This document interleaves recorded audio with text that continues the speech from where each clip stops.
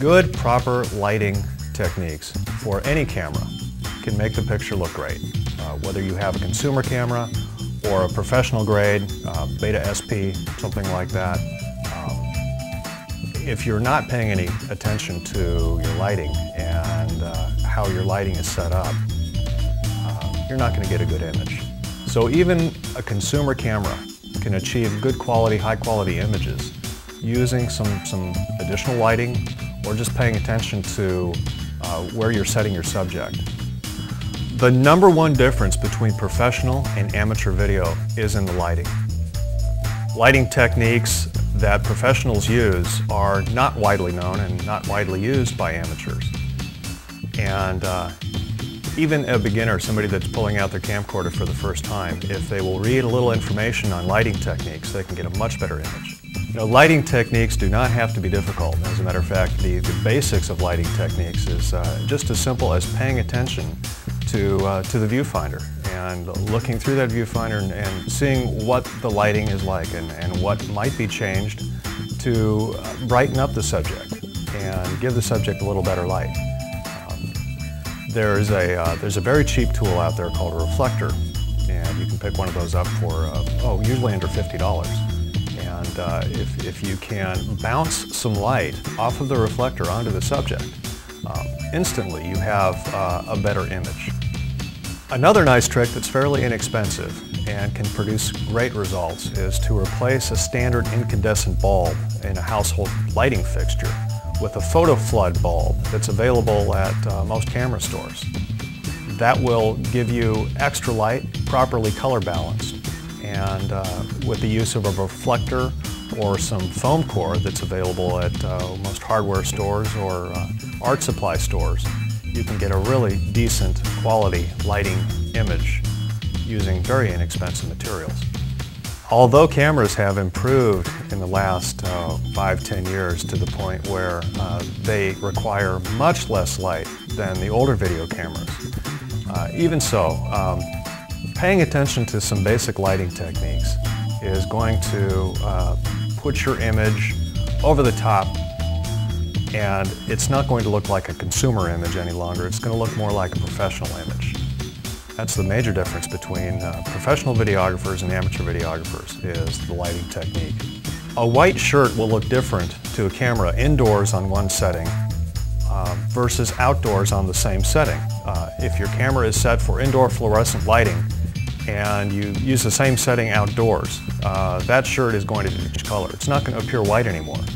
What professionals do to correct for this problem is they do what's called white balancing. And that is where you take and you focus in tight on a white object that is in the light that you're going to be shooting in, and you white balance the camera. Another difference between amateur and professional videos is that a professional will look in the viewfinder and check the contrast of his image. And when I say contrast, what I mean by that is the difference between the brightness of the subject and the brightness of the background. For example, if you have a black background and your subject is wearing a black shirt, then anything that's not black, his arms, his face, his hair, may feel like or may look like they're floating in air.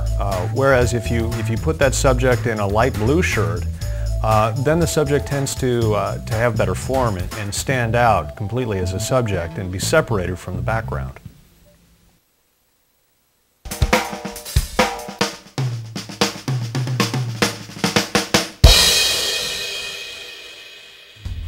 What is generally included in a professional light kit? Most professional lighting kits include obviously the lights themselves, stands to put them on, and the electrical cords to run them. Some also include some way of controlling the light, either through barn doors, reflectors, diffusion umbrellas, or perhaps even gel holders. The important thing to do is to look at the kit you're thinking about buying and make sure it has what you need before you actually make the purchase. I was wondering what I can do to control light spill. When you use a light, you're focusing it on where you want it. More than likely, that light is also going a few places where you don't want it. That's light spill. You can use your barn doors and your flags to block off the light so it not only goes where you want it, but doesn't go where you don't want it. I'm getting a lens flare sometimes when I shoot. How do I get rid of it? When light goes directly into your lens, you get what's called a lens flare. It's actually a reflection of the light on the lens itself. The easiest way to avoid this is to avoid the light going into the lens. The simplest way is to put a flag directly above the lens, but you have to be careful. You want to make sure that flag doesn't dip into your frame of reference. I've heard about hard and soft lights. What can I do to soften my lights? The most noticeable difference between a hard and a soft light is in the shadow it casts.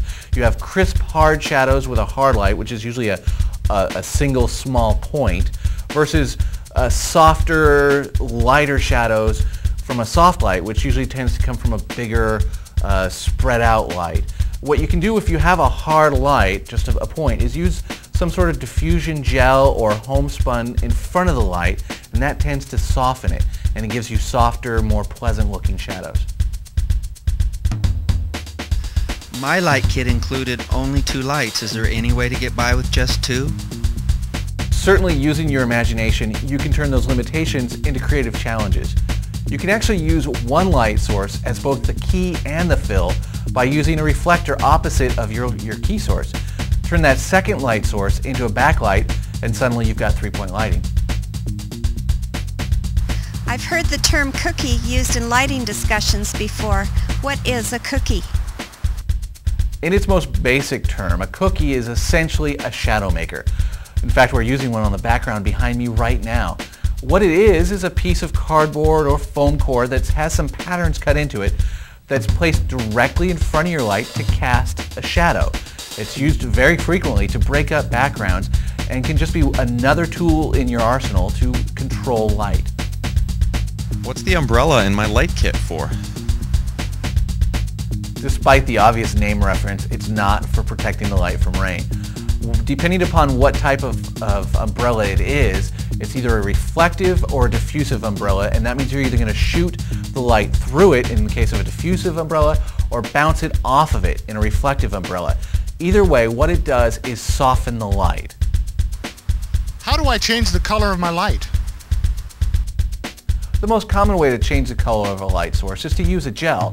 But if you don't have a gel holder or a gel, you can bounce the light off some sort of colored material, either painted foam core or a wall, to achieve the same effect.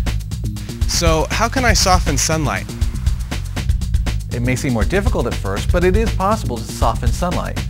Using a big giant piece of mesh as a diffuser, you can get high enough and far enough away from your talent to break up that light so it softens the light. If you don't have that piece of mesh or a diffuser to use the natural environment around you. Put your talent underneath a tree. Let the tree itself act as a diffuser.